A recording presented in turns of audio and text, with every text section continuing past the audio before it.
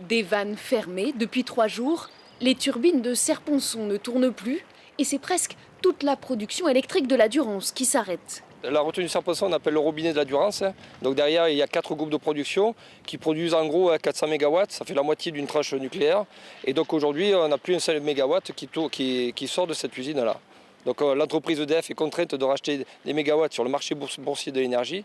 Ça aussi, c'est des choix qui ont été faits à l'époque, qu'on combat nous aussi aujourd'hui. L'entreprise ne communique aucun chiffre sur l'impact du mouvement. Les syndicats sont unis et veulent réduire au maximum la production.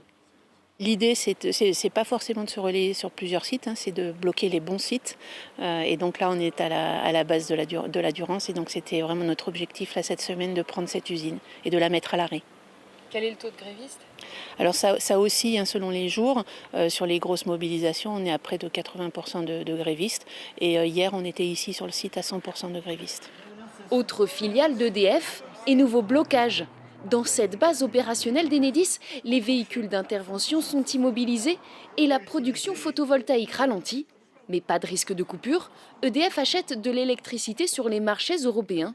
Les grévistes veulent ainsi toucher l'État au portefeuille. Quand le gouvernement n'écoute pas les gens, on est obligé d'aller un peu plus loin, c'est-à-dire qu'il faut qu'il y ait un impact économique. Ça, on le sait, dès qu'on touche à l'économie, les choses peuvent changer. Et ce ne sont pas les mots d'Emmanuel Macron qui ont calmé le mouvement. Eux n'en retiennent que du mépris pour leur cause. Ils seront toujours en grève et dans la rue dès demain matin.